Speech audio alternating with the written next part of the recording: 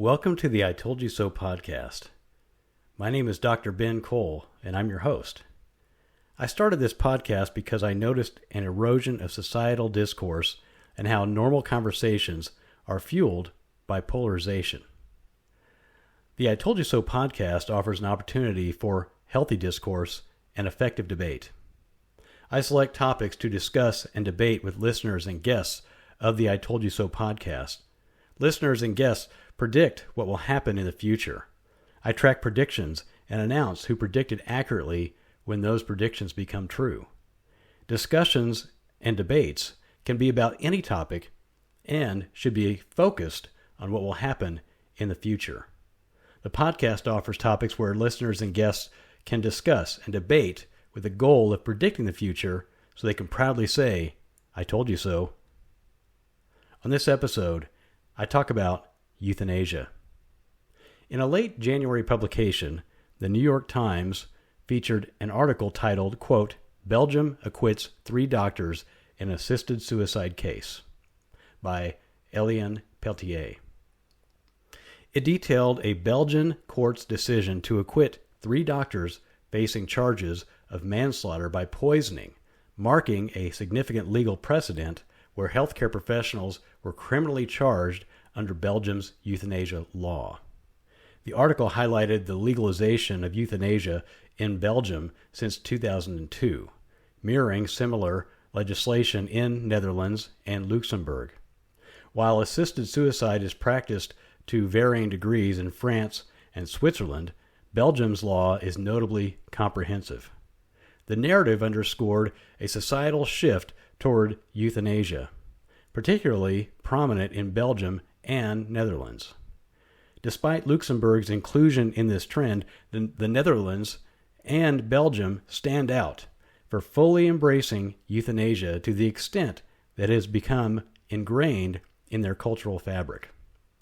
As outlined in the article, Belgium's legalization of euthanasia in 2002 marked a pivotal moment at the turn of the 21st century where previously unthinkable concepts surrounding end-of-life care became increasingly plausible.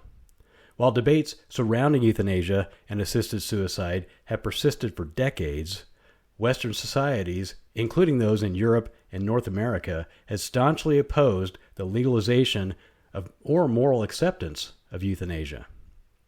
The word euthanasia is derived from 2 Greek words meaning the good death, and has been a topic of discussion since ancient times, reflecting a desire or even a demand for death on one's own terms. However, throughout Western history, the primary deterrent against euthanasia or physician-assisted suicide has been an ethical framework rooted in the Hippocratic Oath, a pledge for physicians originating from classical Greece.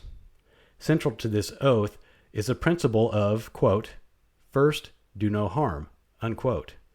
In Greek, it's proton min kanete kako, which emphasizes the physician's duty to prioritize life and the preservation of health over actions that may lead to harm or death. Traditionally, medicine has been grounded in this ethos, focusing on healing and promotion of life. Yet, in recent times, there has been a noticeable departure from this foundational principle. The erosion of this ethical standard represents a shift that carries significant implications for the practice of medicine and the sanctity of life. The Belgium article highlights a significant development in the ongoing liberalization of euthanasia and assisted suicide laws. It underscores a point where physicians faced arrest and charges of criminal manslaughter, which is a form of murder that is not premeditated, as Belgium grapples with the complexities of end-of-life decisions.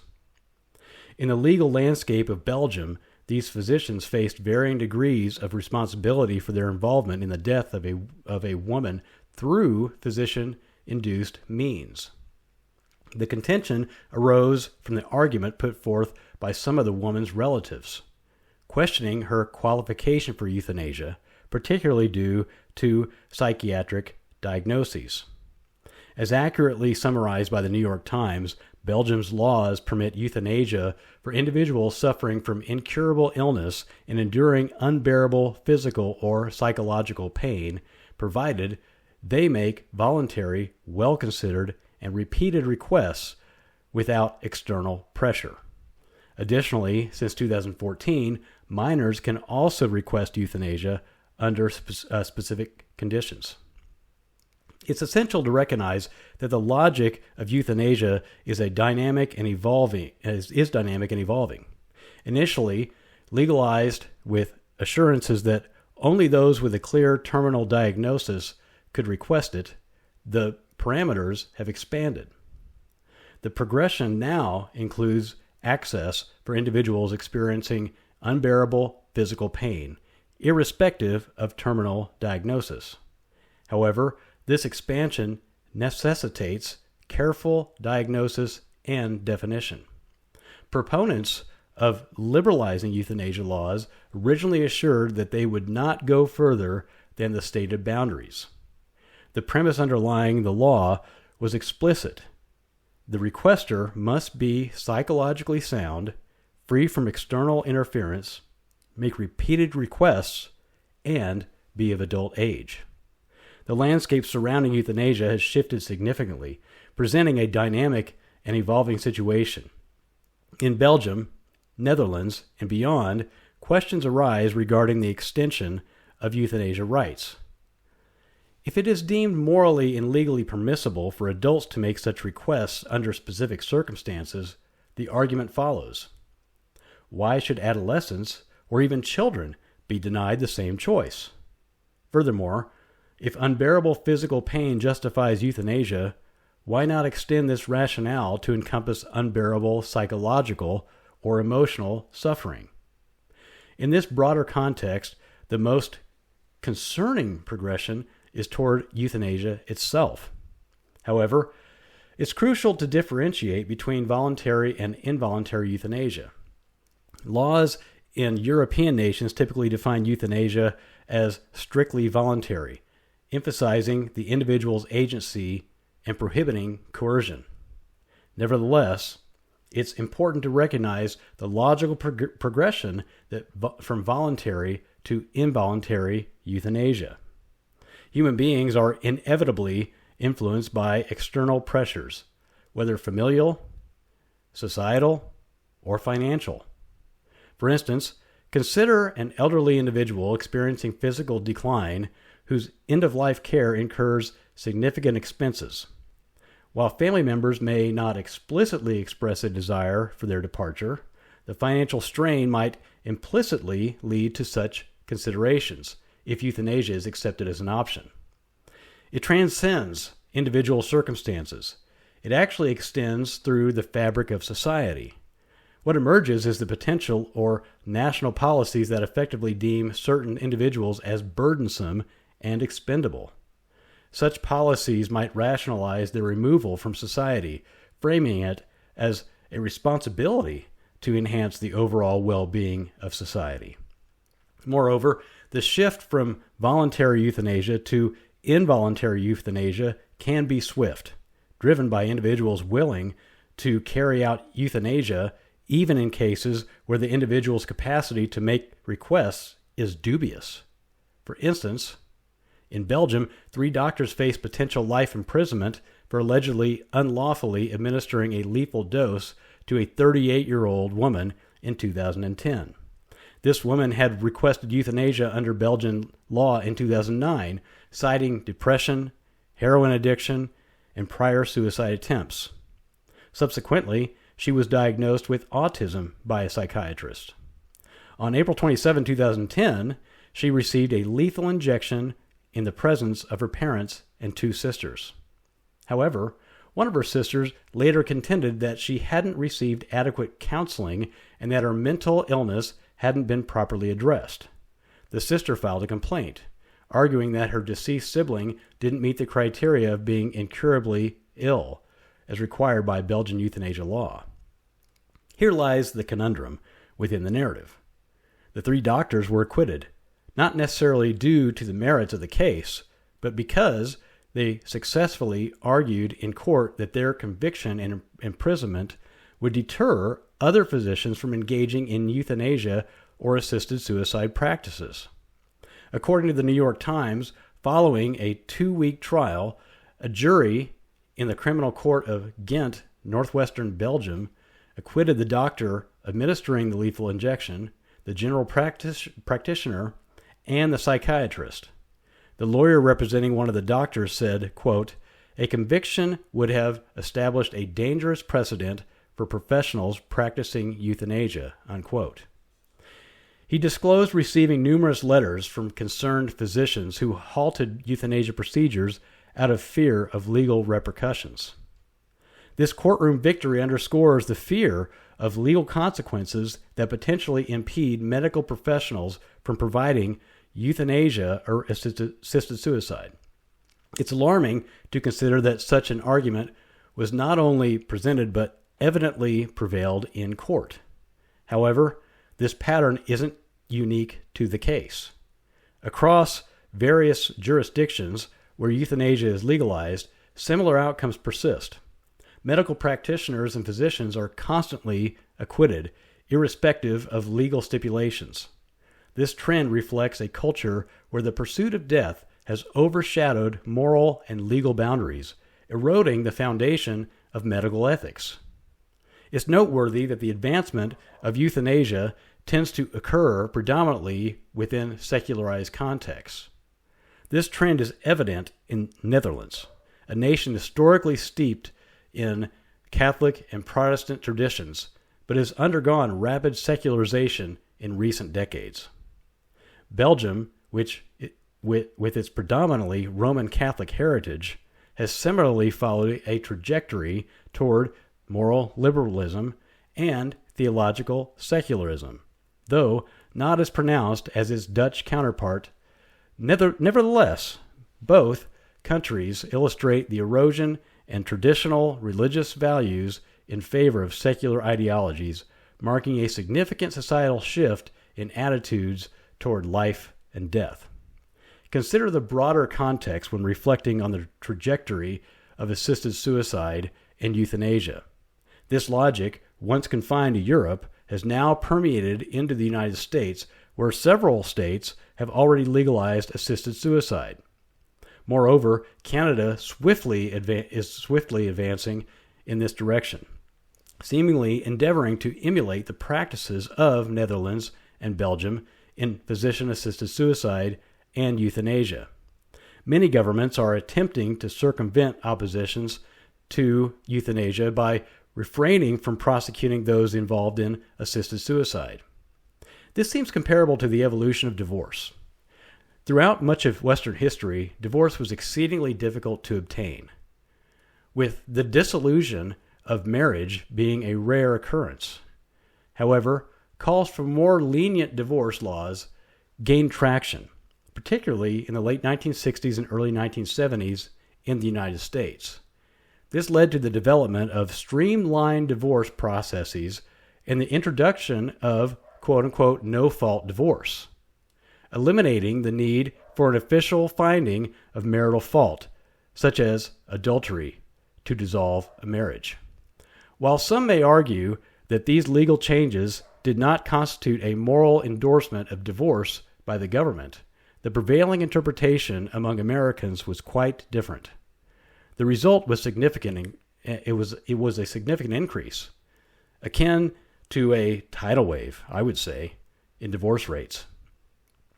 This legal shift conveyed the message accepted by society over time, that marriage had become a matter of convenience, with the commitment lasting only as long as both parties found it convenient. In essence, the solemn vows of "I do" were reduced legally to "I do" until one of us decides otherwise. When someone claims that the law's allowance for an action does not constitute an endorsement, that assertion is frankly false. The government's legalization of certain actions, such as abortion, clearly amounts to an endorsement. In the Roe v. Wade decision, the Supreme Court, through Harry through Justice Harry Blackmun's majority opinion, sought to settle the abortion debate and remove it from public controversy. However, this attempt failed, as abortion remains a deeply divisive issue today. Similarly, the legalization of divorce has had lasting societal impacts. It's important to recognize that the law is not merely a collection of allowances. The law serves as a teacher, shaping societal values. Fundamentally, the law either upholds the sanctity of human life or undermines it. Recently, the French President Emmanuel Macron announced that a bill regarding assisted suicide or assisted dying would be presented to the French Parliament in May. This news from the French president regarding upcoming legislation was disclosed during interviews with several French news sources earlier this month. According to his proposal, there will be a distinctively French approach to euthanasia. While it remains unclear precisely what Macron defines as uniquely French, language appears to be a significant aspect of his proposal. The French president expressed his reluctance to use terms like assisted suicide and physician-assisted suicide or euthanasia. Instead, he prefers the terms aid in dying. In French, it's aide à mort.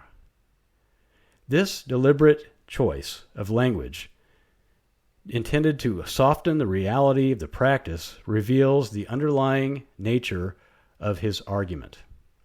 An attempt to refrain from the debate through euphemism. It's important to understand the difference between assisted suicide and euthanasia, both legally and morally. Assisted suicide typically involves an individual aiding another in ending their own life, often termed as physician-assisted suicide, wherein the person choosing to die is considered the primary moral agent. This perspective asserts the individual's right to determine the circumstances of their death, with others merely facilitating their decision. In contrast, euthanasia encompasses two distinct forms, each with its own moral and legal implications. Active euthanasia involves an active intervention to accelerate the process of death, typically through deliberate and intentional acts aimed at bringing about a swift demise. Passive euthanasia, on the other hand, entails the withholding or withdrawal of medical treatment, not with the intention of causing death, but rather to allow a natural end to life without unnecessary intervention. For certain medical ethicists and legal experts, distinguishing between passive and active euthanasia holds significant importance. However, what may begin as passive euthanasia can swiftly evolve into active euthanasia. Moreover, voluntary euthanasia can quickly transition into involuntary euthanasia due to the underlying logic of euthanasia itself. This logic suggests that individuals deemed burdensome or costly in terms of medical resources should be eliminated. In the German language, it's Leben unwürdiges Leben, which means life unworthy of life. The euphemism was used in Nazi Germany to justify extermination of Jewish people. In the French language, it's La vie est indignée de la vie. Macron's announcement regarding France's endorsement of euthanasia, or what he terms as aid in dying, introduces a distinctively French approach, supposedly with safeguards in place. These include restrictions on minors and specific medical conditions. However, the proposal is notably liberal, as it grants doctors the authority to administer legal doses of medication, essentially making them agents of death. Furthermore, the law extends beyond physicians, allowing friends or family members to fulfill this role, an aspect that warrants careful consideration. Le Monde, Paris's most influential newspaper, reports that the French president advocates for assisted dying to be exclusively available to consenting adults. These individuals must possess sound judgment, suffer from an incurable and life-threatening illness in the near future, and endure unmanageable pain. If the proposed bill is enacted, those meeting these criteria would be eligible to request assistance in dying. Macron further clarified that minors, as well as patients with psychiatric or neurodegenerative conditions, such as Alzheimer's, would not qualify for this option. Other media outlets have contextualized that the French proposal within a broader European framework. Across Europe, several countries have enacted legislation approving various forms of assisted suicide, physician-assisted suicide, or euthanasia. For instance, countries like Italy, Germany, and Austria primarily permit some form of assisted suicide. On the other hand, Northern European nations such as Netherlands and Belgium, as well as countries like Spain and Luxembourg, allow for the practice of euthanasia, which entails active intervention. However, the current situation in France categorizes any intentional direct action related to euthanasia as homicide. Macron's proposal seeks to legalize what is currently deemed homicide with purported safeguards in place.